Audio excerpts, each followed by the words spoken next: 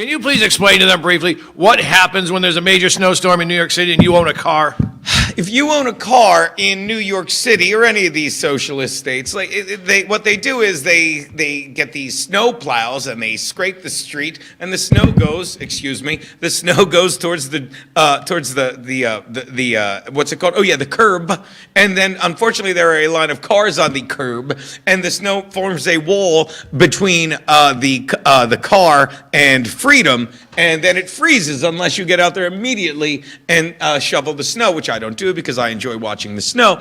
And then what happens is, after a day or two, they'll send more. They'll do street cleaning, which means everyone will have to move their car, and then they'll come and clean that up. But Mamdani hasn't done it in 2 weeks. So rather than there being an exodus on, say, the first day, Monday, where everyone is together and they can scrape out the cars and it's a team effort and it's like a log flume almost. One guy gets out and then everyone can kind of follow, and you said it, guys, not unlike Die Hard, how they followed the flame, yippee-ki-yay, Mr. Falcon. But when the street cleaning is canceled for 2 weeks because everything's free. Especially your freedom to leave this terrible communist city. But I scraped it out today, and there was no way I was missing 3 weeks in a row. This is how we fight back. We get in the studio, we watch videos of insane leftists, and we make jokes that you would hear in third grade, and they're great.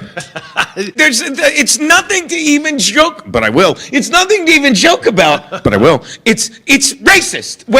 Do you understand? Like, making jokes about race isn't racist. It's comedy, okay? It's satire. But when you have an elected official, especially from the left, because they have no sense of humor, and he laughs like, yeah, we're getting rid of white people. Actually, they're kind of leaving you. And if you're bragging about that, how did they leave? Did they say we're going out for cigarettes and never came back?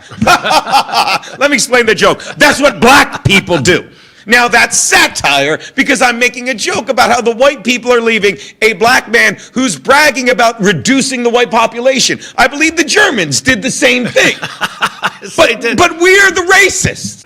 But you understand, it's not enough of a success story to say we are black people in America and we're in the White House, meaning any race can do anything. It's that Morgan Freeman clip when he was talking to whatchamacallit, Don Lemon years ago. It's like, no, it doesn't matter what color. It's like, hard work gets you there. But we have to push a narrative. Now that we're black people in the White House, we have to say, it is so difficult here. Why? Well, because we're black, even though we're in the White House.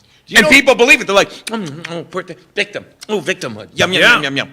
I was doing a show the other night, quit bragging at a bar called Three Monkeys, but it's a great bar. Our buddy Sheba Mason books it. Yeah.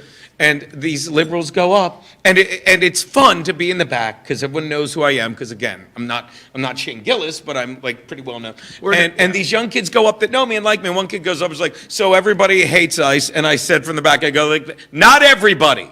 Because you're trying to help these kids to not, I don't care if you're liberal, and I certainly want you to be funny as a liberal, but I don't want you to lose half the crowd, hopefully, with your arrogance, so everyone hates ICE. And I didn't say not everybody, I'm like, not everybody. Yeah. Let's all try and start from the same space and use our brains. Think of it.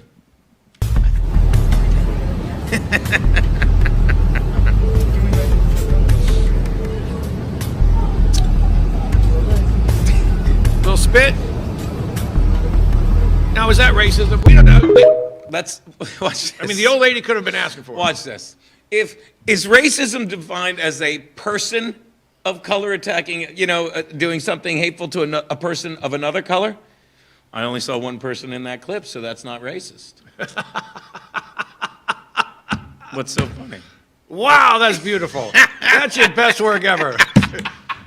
You better save that one. That's genius. God, did I mention how much I miss hanging out with folks? You just looked at me like, that's what, your face is like, if you don't know how lowbrow my comedy is, like, that's borderline clever. That's brilliant. I love it. Oh man, that's a thinker. Now, he said thinker. Go on, thinker. I don't know if you saw today, they were questioning the leader of the ICE. I always forget his name, the guy in charge of ICE in there. And that people are asking him ridiculous questions like that Swalwell guy. Oh, yeah. The Swalwell guy that, again, banged a Chinese spy. He had to turn sideways to do it.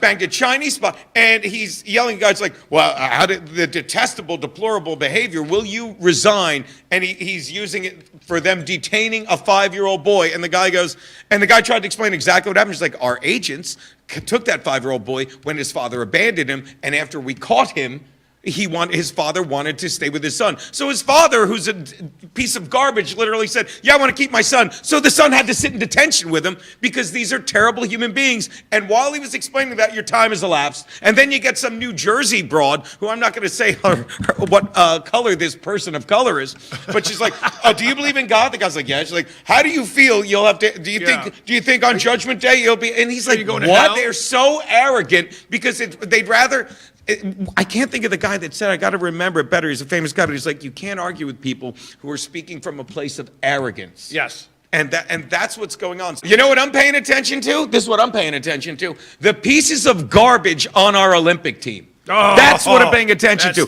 First, it's these two skiers that are like, again, it's what I talked about in the last segment, talking about like yelling at these comedians. It's like, I just hate what's going on in the country. Let me explain something to you. In 1984, when the Olympics came to America, after we boycotted the Olympics in Russia, everybody had, and by the way, ICE is protecting our people in Italy because that's part of Homeland Security's job. But when Russia came over here, everybody had a bodyguard on them so they wouldn't defect. Because because you know what they did? They got in front of a microphone and said nothing bad about their country because it was so bad and they wanted so desperately to leave that they had bodyguards that wouldn't let them. That jerk, that ungrateful piece of garbage is free to give his ticket to any Ukrainian, to any Palestinian has a bobsled team, any Palestinian.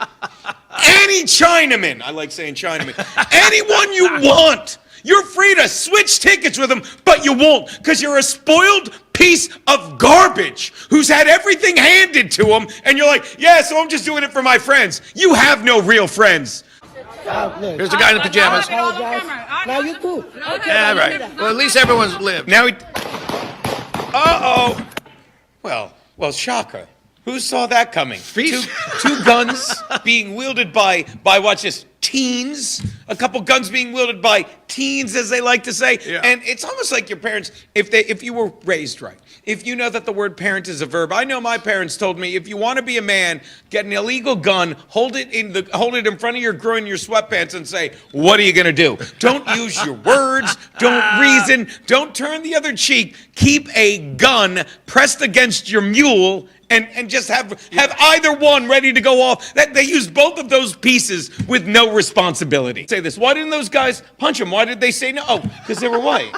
There's a wiener behind you. There's a wiener going into your ear. Oh, it's a hand. Just admit you missed me. It's just Joe admit the box. How much we're hanging? It looked like a wiener from the other end. I'm going to quote my wife. This is serious.